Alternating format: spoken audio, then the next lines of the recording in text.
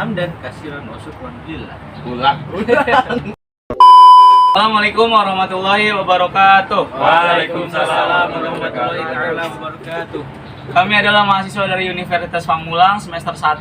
Pada video kali ini kami akan berdiskusi tentang kenegaraan untuk memenuhi syarat tugas dari mata kuliah Pancasila. Nah, untuk yang pembahasan yang pertama yang akan kami diskusikan yaitu tentang kasus koruptor di Indonesia. Koruptor. Nah gitu, sebelum memulai lebih lanjut ya, ada pepatah kalau misalkan nggak kenal malah maka Tak sayang. Jadi di video kali ini kami akan memperkenalkan diri.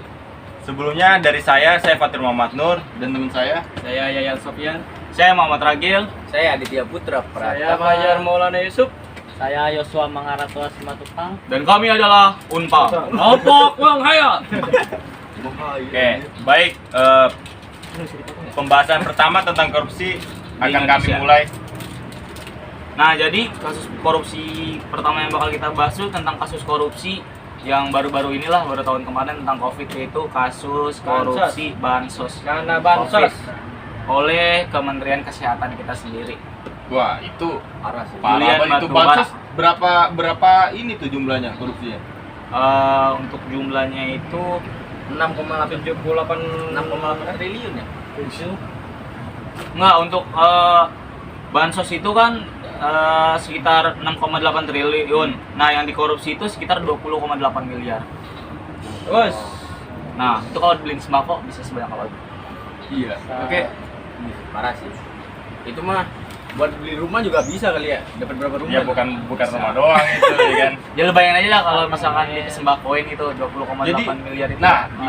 itu baru ketahuan kita nggak tahu uangnya bisa kemana nih. Sekarang tuh zaman sekarang canggih, dia bisa nyimpan duitnya nggak bisa kelacak.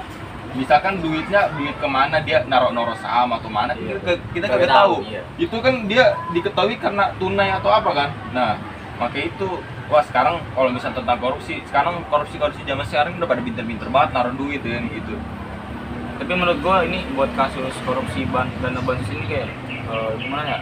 Kayak parah banget sih ini ya. pas zaman Covid lagi ya. Zaman Covid loh. Iya, Pas pas- lagi Covid Iya. banget lagi sana. Makin emang dia kagak mikir apa ya? Rakyat kecil udah di PHK, butuh namanya dana bansos ya kan, dikorupsi. Bayangin aja, katanya perwakilan rakyat demi rakyat, apapun dilakukan demi rakyat.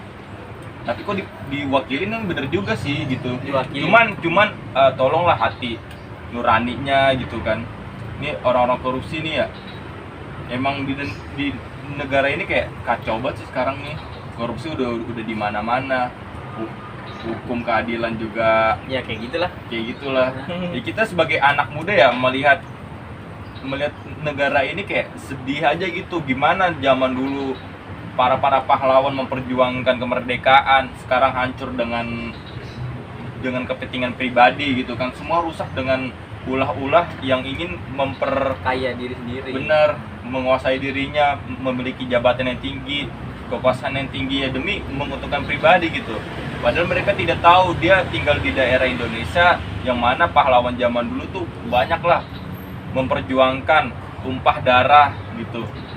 Sekarang kita sekarang nih ya telah menikmati di era sekarang gitu. Zaman dulu yang belum pernah menikmati hasil yang seperti sekarang gitu. Mereka memperjuangkan lebih dari kita orang yang kita cuma disuruh belajar, mempertahankan, menjaga gitu. Nah itu padahal DPR bisa dibilang ilmunya lebih tinggi daripada kita kan. Jabatannya dia memiliki kekuasaan yang tinggi lah. Cuman ya disalahgunakan gitu. Kita tuh sebenarnya butuh orang-orang jujur juga, amanah sih pokoknya gitu. Dan parahnya lagi bro, Indonesia ini menduduki ini ya peringkat ke-96 ya. Dari Korupsi. 180 negara di dunia. Bukannya Pada udah, tahun 2021. udah bukannya peringkat udah ini ya 10 besar. Itu di Asia. Oh, peringkat. Kalau untuk dunianya dari 180 negara, Indonesia itu peringkat ke-96. Ya cukup gimana ya? Miris juga sih. Itu miris banget sih, apalagi pas dia dana bansos, orang lagi butuh, rakyat loh lagi butuh. susah-susahnya. Iya, gua sedih banget ya, maksudnya perjuangan rakyat gitu. Maksudnya gua pernah melihat di salah satu salah satu cuplikan gitu, seorang nenek membawa singkong 30 kilo dan dia jual, dan dia jalan ke kotanya itu sekitar 30 kilometer gitu untuk menjual singkong 1 kilonya itu 1.000 gitu. Bayangin aja saking susahnya gitu loh. Sejauh itu cuma dapat sekilonya itu Iya, 1.000. sekilo 1.000. Padahal dia jalan pun kagak berarti gitu. Dia belum dibeli air dan lain-lain kebutuhannya. Nah, kalau dibilang mah nggak bakal cukup sih buat memenuhi kebutuhan hidupnya. pastinya bahwa kan di situ kan apa ya, kurang adanya apa dana atau lain lah. Kalau misal apa ya istilahnya, rakyat itu tidak sejahtera gitu kan. Ada juga yang ini apa namanya, yang nenek-nenek maling ini apa namanya, mencuri ranting itu. Pohon ya, ranting pohon di penjara ya kan. Kadang hukum di Indonesia ini kayak nggak adil gitu. Nah, gitulah. Padahal hukum di Sama Indonesia ini undang-undangnya jelas semua. terlalu ini banget buat rakyat kecil ya. Sedangkan yang korupsi gede aja kayak gitu masih bisa ketawa-ketawa gitu. Iya. Iya kan? Gitulah, kasihan lah. Nah itulah fungsinya kita sebagai anak muda ini untuk merubah ke depannya gitu. Kita kan istilahnya kita tahu keresahan apa yang terjadi di zaman saat ini gitu ya. Masa kita mau terus begini untuk ke depannya? Nah fungsi kita itu untuk ke depannya itu untuk merubah gitu. Nah gimana cara merubahnya itu kita coba tanamkan dari diri kita sendiri gitu. Kita jadi agen perubahan gitu untuk negara gitu. Karena tujuan daripada bernegara salah satunya untuk kesejahteraan gitu ya. Apabila kita melihat kejadian-kejadian saat ini mungkin jauh ya dari tujuan bernegara itu ya, tapi kayaknya ya alasan kita masih bernegara itu mungkin satu alasan yang nggak bakal bisa dihapus itu karena sejarah yang sama gitu. Kita sama-sama dijajah, mengalami penderitaan yang tadi dibilang itu para pahlawan ya, kita tinggal menikmati. Nah kita tinggal naik nih, tujuan bernegara selanjutnya itu yaitu yang kesejahteraan itu. Nah gimana caranya kita supaya mendapatkan kesejahteraan bersama gitu, apalagi dalam nilai Pancasila ada keadilan sosial untuk seluruh rakyat Indonesia. Nah bagaimana kita supaya mencapai ke sana gitu. Nah fungsi kita tuh di sana, kita harus berani merubah gitu. Kita harus menjadi agen perubahan gitu dari dalam diri kita sendiri gitu, supaya tidak terjadi lagi hal-hal seperti itu ke depannya. Karena kan kalau dilihat mungkin itu kasusnya COVID yang 1 atau 2 tahun ke belakang ya, dan kemarin masih ada lagi tuh kasus-kasus korupsi yang kebuka gitu. Jadi tidak ada perubahan gitu. Kan sudah tahu ya korupsi bakal kena terus di penjara gitu. Kan istilahnya sepandai-pandainya kita menyembunyikan bangkai akan kecium juga gitu ya. Nah jadi sepintar apapun yang tadi dibilang kan istilahnya dibeliin saham atau apa gitu kan, hasil korupsinya bakal tetap ketahuan gitu. Tapi kenapa mereka tetap melakukan gitu kan? Kayak nggak ada efek jerah gitu. Betul, itu karena kayaknya nggak ada budaya malu, terus kayak nggak ada rasa simpati, rasa nasionalisme yang kurang, terus hak bernegaranya tidak terwakilkan. Nah dalam konteks ini pun yang kita bahas tadi di awal kan ini tentang memenuhi tugas Pancasila ya. Berarti kalau dia melakukan korupsi, istilahnya dia telah mengingkari Pancasila gitu itu. Sedangkan kan Pancasila itu adalah ideologi negara, cara kita untuk bernegara gitu. Berarti secara tidak langsung mereka mencontohkan bahwa mereka itu tidak menganut ideologi negara gitu. Sedangkan apabila dikerucutkan, mungkin yang tadi saya bilang itu keadilan sosial itu yang nomor 5 ya. Apabila dikerucutkan ke atas lagi kan ketuhanan yang Maha Esa itu poin pertama gitu tentang keagamaan. Jangan kan itu bro, yang poin pertama aja nggak dijalanin kan. Soalnya aja kan waktu mereka mau untuk menduduki jabatan itu kan mereka kan disumpah pakai itu menggunakan ada janji ya kan. Sedangkan itu aja mereka kan melanggar. Itu masih poin pertama loh, belum bawah-bawahnya kan. Iya, berarti dia tidak menjalankan ya seluruh sila Pancasila kan gitu. Sila pertama aja tidak dilakukan. Kalau misalnya sila pertama akan dilakukan pasti kan amanah. Ya dia tidak akan korupsi. Iya, bahwa dia tahu ya bahwa itu yang dilarang agama gitu. Yang dia lakukan dengan kezaliman, terus juga korupsi dan lain-lain itu kan dilarang kan. Secara tidak langsung berarti dia mengingkari syariat agamanya tersebut, karena kan di agama manapun dilarang untuk mencuri gitu. Itu kan korupsi itu mencuri gitu ya, mengambil uang rakyat gitu. Cuman kayak kitanya aja yang nggak sadar bahwa itu kan uang kita gitu, uang rakyat Indonesia yang diambil gitu. Berapa kerugian yang negara ambil gitu, sedangkan mereka tangkep masih bisa dada-dada, konferensi pers kayak gimana gitu. Beda dengan maling yang tadi dibilang gitu, ada yang dibukin, dipenjara karena kecil gitu. Kayaknya memang tumpul ke atas aja ke bawah gitu ya. Iya, memang hukum di Indonesia gitu bro, tumpul ke atas tajamnya ke bawah.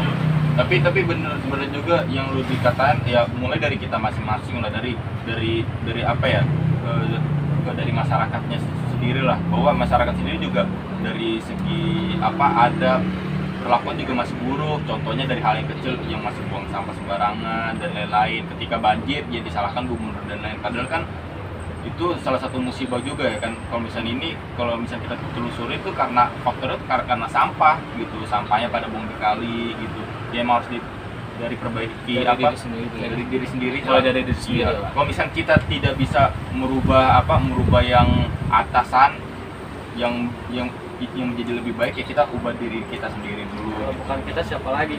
Bener banget. Nah, terus ada contoh kasus korupsi kedua nih, yaitu kasus korupsi Surya Darmadi sebesar 78 triliun. Itu bisa dibilang kasus korupsi terbesar sepanjang sejarah di Indonesia. Lu bayangin 78 triliun.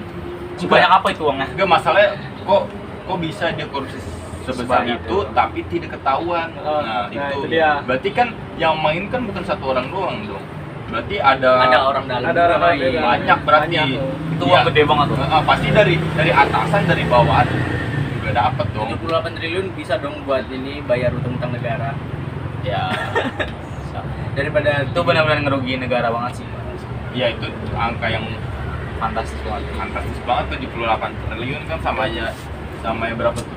78.000 miliar kan. Tapi dari banyaknya kasus-kasus korupsi, harusnya kan nimbulin efek jerak kepada yang si koruptor itu atau yang mau korupsi ini ya. Iya. Tapi kok nggak ada efek jerak, malah tambah banyak gitu. Iya, makanya berarti hukum di Indonesia kan ya berarti rusak dong. Sebenarnya kalau Indonesia yang ngikutin hukum, kalau sesuai undang-undang ya, undang-undang di Indonesia itu kan udah jelas banget ya tentang peraturan-peraturan kayak tentang hukum kayak gini. Cuman kayak apa ya? Ya itulah hukum di Indonesia. Jalaninnya gitu. Iya, cuma zaman sekarang banyak yang keringanan. Iya, itu gua- hukuman di iya. Indonesia bisa Jadi- dibayar. Jadi gue bingung kenapa dia dapat keringanan itu karena apa dan lain-lain itu. Biasanya karena baik, katanya berperilaku baik. katanya jujur gitu. Jadi katanya. masa tahanannya dikurang. Contoh yang kasus ini Rahel itu yang karena apa dia baik apa tidak dipenjara karena dia apa baik ya. Oke, dia dari baik apalah ini gitu. Jadi kayak nggak masuk akal Nah, gitu. gue dari keringanan itu kalau buat koruptor sih kayaknya nggak perlu ya. Misalkan Iya. udah banyak banget, misalkan dari kasus harusnya dia di penjara 10 tahun. Terus dikurangin karena ini. Jadi sebenarnya Iya. cuma 1 tahun. Karena- Udah gitu ruang selnya itu enak loh. Iya. Makanya Berada AC-nya. Iya, ada fasilitas. Beda Nah, dari tahanan-tahanan yang lain gitu. Nggak sebanding banget sama yang nenek nyuri susu itu ya buat Iya. anaknya di penjara Ego. 7 tahun. Gila sih. Ya itu ada kasus ibu-ibu, jadi dia nyuri susu buat anaknya di penjara 7 tahun. 7 tahun. anaknya masih kecil ya. Tapi kalau misalnya dibandingin sama kasusnya Gisel ya, dia kan itu nggak jadi ditahan karena alasannya ada anak kecil. nah itu tuh banyak yang apa ya, itu juga masyarakat juga gimana mau percaya kan gitu pada pemerintahan hukum kayak gitu. Hukum bisa dibeli sekarang mah. Iya, makanya udah rusak. Jadi ya apa ya, kedepannya nih kita juga harus menjaga juga. Kita harus ya jangan diam aja sih kalau menurut gua gitu. Kalau misalnya diem doang ya pasti akan tetap sama gini ya. Ya apa ya, kedepannya kita butuh lah pemimpin yang benar-benar amanah, jujur, gitulah. Tapi ngomongin korupsi nih ya, ngomongin koruptor. Kalau di luar negeri nih ya, yang pelaku koruptor itu hukumannya tembak mati. Iya. Jadi nggak ada lagi ini apa namanya? Yang korupsi Iya. ya. Jadi Takut. takut. Kan gue bilang penegakan hukum di Indonesia ini sebenarnya kalau udah sesuai undang-undang itu udah jelas banget tuh, udah kayak tinggal ngejalaninnya aja sih. Dijalaninnya ini masih kata gue masih kurang maksimal gitu. Pada Kayak dasarnya udah ada ya? pengurangan masa tahanan. Mungkin juga kalau misalnya satu ketangkep kan, kalau misalnya ditelusurin semuanya itu semuanya Banyak, pasti banyak yang ikut. sebagai pelaku kan, dia juga bingung ya kan gitu. Dia kan nggak mungkin tuh ngambil gitu doang. Pasti ada ya buat tutup mulutnya lah. Iya ya, zaman sekarang mah kalau misalnya dengan uang mah semua beres. Uang mah. Mau lihat contoh mah gak bakal beres-beres sih ya kalau korupsi mah ya. Banyak Ntar aja banget. ke depannya nih kan sudon atau apa mungkin bakal ada lagi ya. kasus besar lagi kali ya. Iya kita Nah, kagak tahu kan gitu. Hanya seperti yang tadi bilang, kalau kita nggak berubah ya nggak bakal ada terjadi perubahan gitu ya. Iya. Kayak sebenarnya sih bilang harus berubah dari diri sendiri gitu. Nah, Iya. kalau kita mau melihat ini, kita istilahnya kita bikin fondasi dulu lah kayak rumah gitu. Kalau fondasi kita kuat gitu ya tentang Pancasila, tentang penerapan ideologi negaranya, mungkin kita nggak bakal melakukan hal seperti itu gitu ya. Makanya kita sebagai anak-anak muda ini kita harus tanamin dulu gitu, apa sih Pancasila itu, apa sih ideologi negara itu, apa sih yang harus dilakukan, apa sih hak bernegara, apa sih kewajiban kita sebagai warga negara yang harus dituntaskan oleh negara. Nah, kita harus mendapatkan itu gitu. Nah, bagaimana kedepannya supaya tidak terjadi hal seperti itu ya, kita selaku anak muda terutama dalam diri kita sendiri, kita harus menjadi apa ya, kita harus menanamkan fondasi yang kuat dulu gitu. Istilahnya kalau rumah kan kalau fondasinya kuat ke atasnya nggak bakal goyang gitu. Berbeda dengan fondasinya yang lemah gitu, ke atasnya ketip angin dikit juga bakal roboh gitu. Tentang pemahaman Pancasilanya sedikit gitu, terus dia istilahnya ya kan jabatan itu juga godaan gitu ya. Kita lihat uang banyak, proyek banyak gitu kan, istilahnya kita ingin menyelewengkan itu pasti termasuk salah satu godaan. Siapa kan, sih ya? yang nggak kegoda sama hal itu banyak gitu? Nah, kalau kita fondasinya kuat, kita tahu melakukan hal itu salah, kita nggak bakal melakukannya gitu. Nah, apabila kita telah paham hal tersebut kan secara tidak langsung sebenarnya kita telah melaksanakan syariat agama juga ya, karena kan di agama juga dilarang gitu.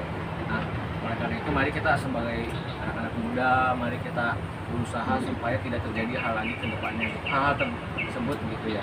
Karena kan dulu kalau nggak salah waktu penurunan Soekarno itu karena kasus korupsinya ya gede ya, katanya kan Soeharto ya.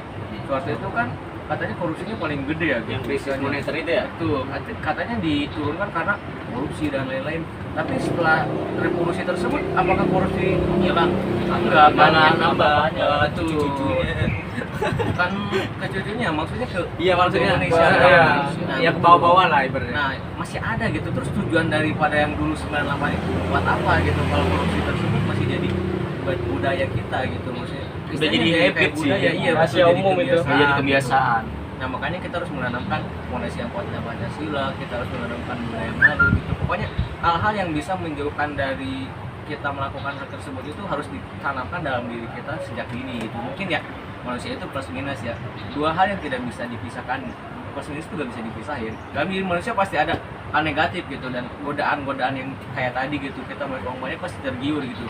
Cuman kalau fondasinya udah kuat, kita udah paham, saya yakin insya Allah gitu gak bakal terjadi hal tersebut gitu, karena tahu gitu, oh ini tuh dilarang, oh ini nggak boleh, oh hak saya sebagai warga negara ini, kewajiban saya sebagai warga negara ini gitu. Nah, nggak boleh gitu, apa nggak bakal terjadi gitu. Makanya gimana caranya kita buat merubah ya dari diri gitu, kita merubah diri kita sendiri gitu, kesadaran akan korupsi itu ternyata nggak boleh dan lain-lain itu kita tanamkan dalam diri kita sendiri ya. Tapi kan Indonesia punya ini ya, KPK kan ya. Tapi kasus korupsi di Indonesia tetap aja nggak ada. Ya kan gue bilang yang tadi itu sebenarnya Indonesia tuh penegakan hukumnya udah banyak nih, kayak contoh buat kasus korupsi kan ada KPK yang nangani. Ya cuman di situ kita tuh kayak nggak ngasih efek jerah ke si koruptor ini loh. Kayak misalkan dari tahanannya harusnya kan dia samain aja kayak tahanan yang lain gitu di sel-sel biasa. Ini kan banyak kita temuin di berita-berita tuh kayak tahanan-tahanan kayak novel apa? Novel apa? Yang di penjara. Itu Bas Wedan. Kan. Oh, ya kasus novel pokoknya kasus korupsi juga. Iya. Novel apa gitu lupa. Itu pas gue liat di Najwa ya. Itu pas dia pas sorry kesalahan. gua lupa namanya novel Bas apa ya? Basboro. Baswa. Pokoknya novel apa gitu. Dia kasus korupsi. Terus gue lihat di mata Najwa gitu, dia kayak nyamperin ke sana. Itu kayak benar-benar privat banget. Privat sih. Privat banget. Maka itu wah Mungkin itu salah satu hal kenapa korupsi jadi hal yang Karena nggak ada efek jerah itu juga. gitu. Pokoknya kita udah tahu gitu. Kita Hukumannya. korupsi, ketangkep hukum berapa tahun, dihukumin di penjara yang enak. Kita keluar katanya masih kan, punya duit. Anda itu kan katanya bisa kemana-mana gitu ya. keluar Iya. iya juga masih punya saham di sini. Iya. Punya- Karena kan tinggal ada yang tarik aja. bilang Indonesia itu negeri sulap gitu ya. Bisa sulap, Tring. katanya di dalam tapi ada keluar. Iya, makanya kayak kalau banyak koruptor yang karena banyak koruptor yang nggak dapat efek jerah gitu, jadi banyak koruptor yang belum korupsi gitu ya. jadi pada berani korupsi gitu. Iya, buat tertarik. Karena pada ngeliat dia aja cuma di penjaranya juga enak, bebas, pakai duit gini. Ya udah, korupsi paling gitu lagi. Ya, jadi habitsnya gitu terus muter-muter Paling di situ. sedang bisa dadah-dadah dulu gak sih sebelum digebukin? Iya, gua herannya kenapa dia bisa makan uang rakyat sebanyak itu tapi dia pas di depan kamera masih bisa senyum. Dada-dada kan kita banyak juga tuh Iya, lihat kasusnya di tidak. media, pada dada-dada gitu kan. Yang menanamkan budaya maling. Iya, nggak ada rasa malunya gitu. Iya. Duit rakyat diambil tapi masih bisa senyum Yang maling senang. uangnya malingnya gede gitu. ya. Istilahnya korupsi itu halus gitu, maksudnya itu rampok gitu. Dia Iya. tuh pencuri gitu. Istilahnya jangan halus lah gitu kan, sama gitu. Tapi kenapa sih nunggu apa? Kayak udah itu kayak 78 triliun baru ketahuan. Itu kan yang baru ketahuan. Ya maksudnya apa nggak dari seharusnya kalau dari sistem itu kan dari hal kecil aja udah kelihatan kan kalau misalnya ada Susah bro, sekarang kalau misalnya gue jujur ya, kalau misalnya ngelacak kita itu korupsi itu ya orang korupsi itu udah pasti pinter, dia pasti planning. Pasti punya pegangan, dia punya rencana. Iya, planning dia tuh kuat. Nah, kenapa baru ketahuan sekian gini ya karena udah kebongkar. Mungkin ya ada kesalahan. Iya, salah. karena kan dia nggak mungkin kan langsung tiba-tiba satu kali gerak langsung 78 triliun gitu kan. Berarti kan dia punya planning. Emang dia langsung Udah direncanain duluan ya pokoknya. Iya benar. Dia sudah Wah bisa nih merencanakan. diambil di sini nggak ketahuan. Udah ke planning, berarti dia tahu semua aturan, tahu semua apa ya keuangan dan lain-lain gitu. Jadi dia nggak ngambil titik celahnya tersebut gitu. Iya. Ketika dia dapat titik celah tersebut ya udah gitu.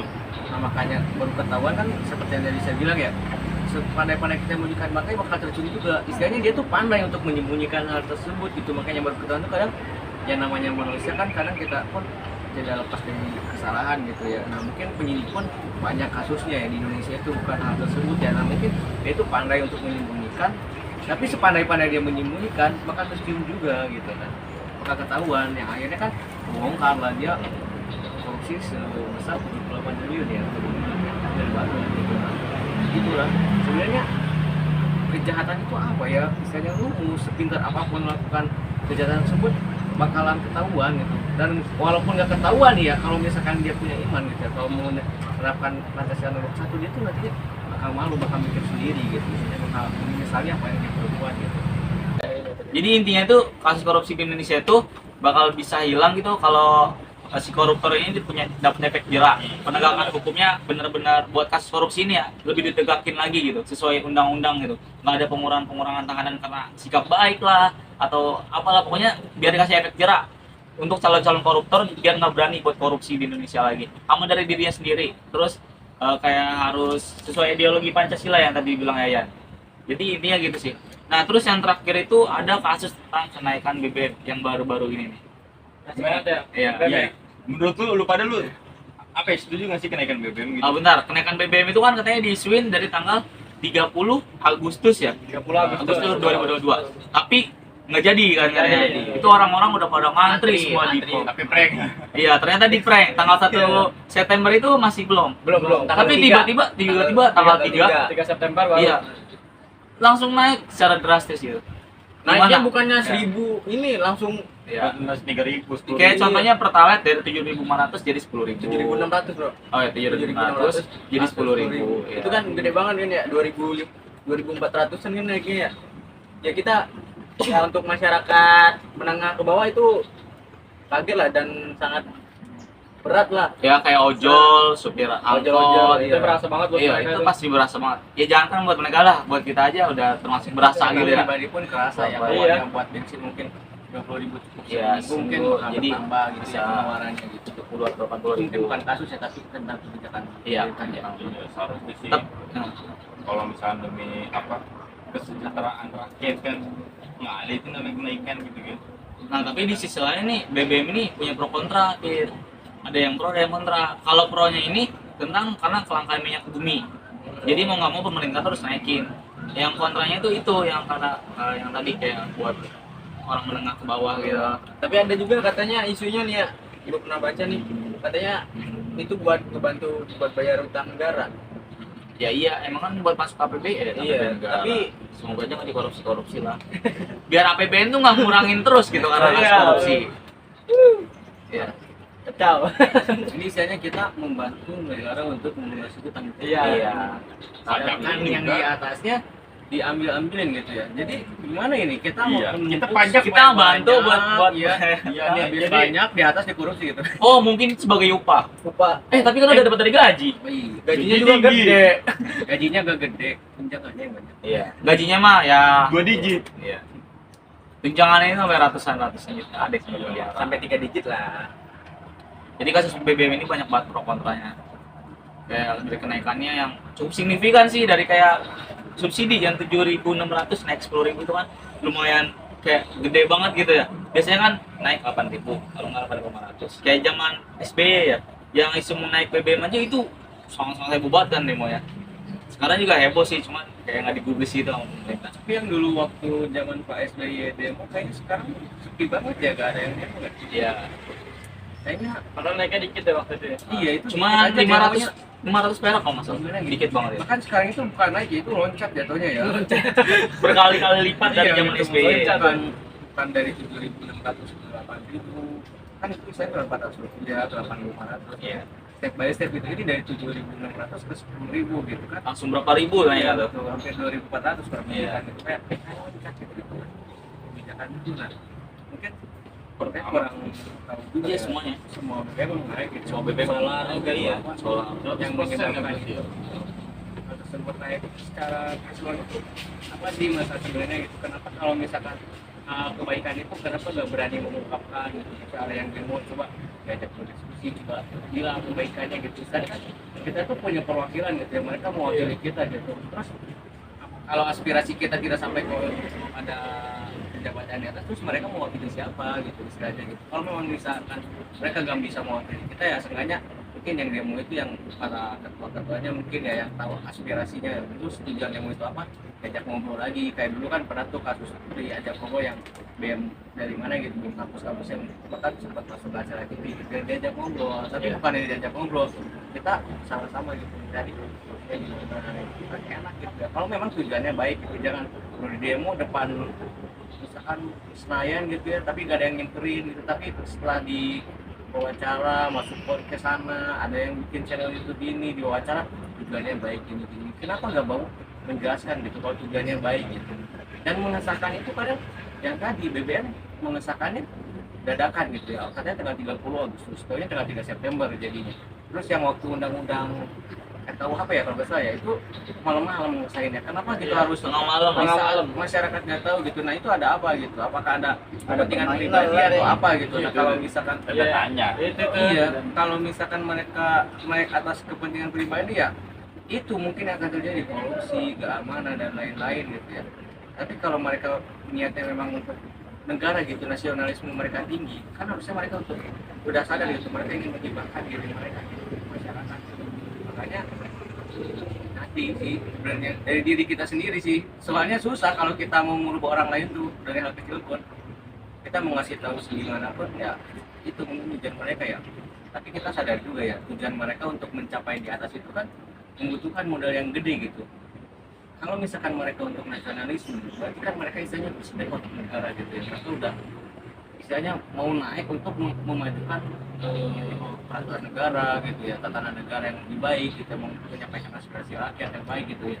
Tapi kalau misalkan mereka naik dengan kepentingan pribadi ya tadi, saat mereka sudah mengeluarkan uang untuk mereka mencapai satu tujuan tersebut, mereka ingin feedback gitu kembali gitu, langsung gitu, mereka ingin apa yang telah mereka keluarkan itu iya baik lagi gitu, mereka ada timbal baliknya gitu ya. Mungkin salah satu caranya yang cepat ya korupsi, istilahnya kan cuma 5 tahun gitu ya, uangnya yang dikeluarkan pun yakin nggak sedikit gitu untuk misalnya tim sukses dan lain-lain. Banyak lah dia yang mau iya rencana, ya. betul. Nah akhirnya ya kayak gitu, mereka ingin mengembalikan modal mereka gitu.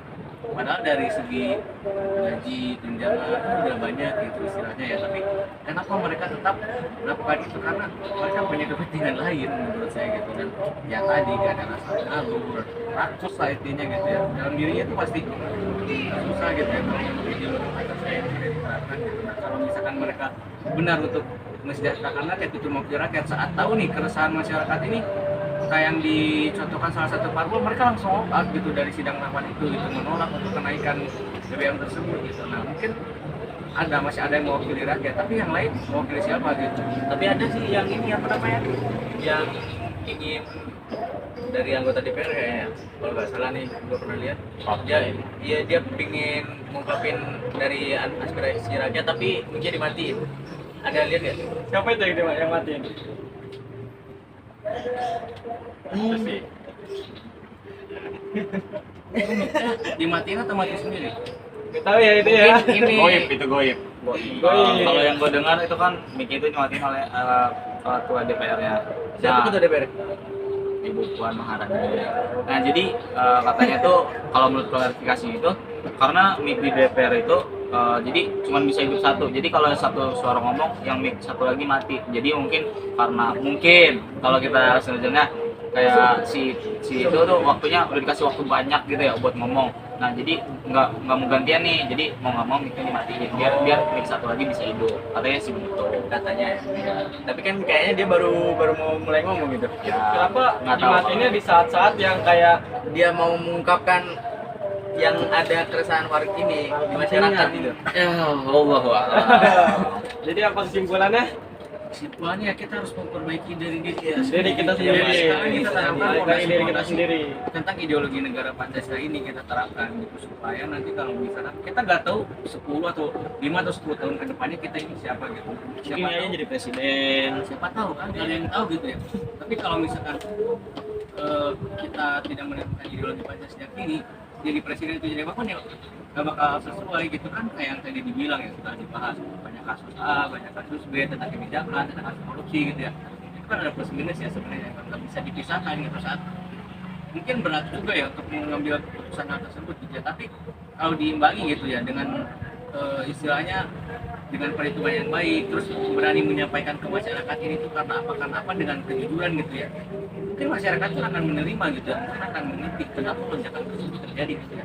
Tapi di saat kebijakannya diumumkan buat tanggal 30, terus tahu-tahu mendadak tanggal 3, kebijakannya diumumkan tengah malam, kasus korupsi makin banyak, bahkan kasus korupsi tersebut tidak terjadi di institusi pemerintahan gitu. Biasanya kan ada ketidakpercayaan masyarakat akan pemerintah gitu. Jadi di saat masyarakat di saat pemerintah mengeluarkan kebijakan yang benar pun, masyarakat istilahnya bakal negatif thinking gitu ya, bakal langsung ke hal positifnya, pasti ke negatifnya tersebut. Nah, salah satu caranya itu kita tadi menanamkan ideologi Pancasila sejak dini gitu, sebagai fondasi kita supaya kalau kita negara kita bisa menjalankannya gitu ya. Nah, bagaimana kita supaya mengembalikan kepercayaan masyarakat juga gitu. Istilahnya kalaupun sebenarnya susah emang sih di atas itu untuk mengerjakan, tapi kalau masyarakatnya percaya gitu ya bakal mendukung gitu. Istilahnya Agil nih mengeluarkan kebijakan pasti ada plus minus, tapi kalau misalkan dia jujur gitu, ini saya mengeluarkan kebijakan ini karena A, B, C plusnya dikasihin gitu ya, negatifnya mungkin dia pasti tahu gini gitu ya. Kalau masyarakatnya percaya, masyarakat akan menerima. Ini karena menaikannya ya yang tadi ya ada hal tersebut gitu, kebijakan ini diumumkan tengah malam dan lain-lain. Istilahnya kan masyarakat memang ada yang tidak percaya gitu kan. Istilahnya kita bagaimana caranya mengembalikan kepercayaan masyarakat kepada institusi pemerintahan gitu ya. Intinya pokoknya kita merubah dari diri kita sendiri, baru kita bisa merubah orang lain. Ya mungkin cukup sekian dari kita ya. Karena mungkin tambahan ya, kalau kita mungkin merubah orang lain sulit ya, tapi kalau misalkan seluruh warga Indonesia sadar bahwa dirinya itu berubah ya gampang gitu. Maksudnya kita ubah diri sendiri masing-masing itu, nggak usah merubah orang lain, sadar gitu ya. Misalnya kalau misalkan satu orang sadar bahwa membuang sampah sembarangan itu nggak baik, ya mungkin kalau yang lain sadar juga nggak bakal ada sama berserakan gitu kan. Ya, sama kalau misalkan korupsi itu nggak baik sadar, ya mungkin nggak bakal terjadi hal korupsi yang lain. Yang kesadaran masing-masing ya. Ya dimulai dari diri kita sendiri lah. Ya. Bioan beda sebenarnya. Ya udah. Ya mungkin cukup sekian diskusi kami kali ini. Kurang lebihnya mohon maaf. Wassalamualaikum warahmatullahi wabarakatuh. Waalaikumsalam. Arigatou gozaimasu. Cek khusus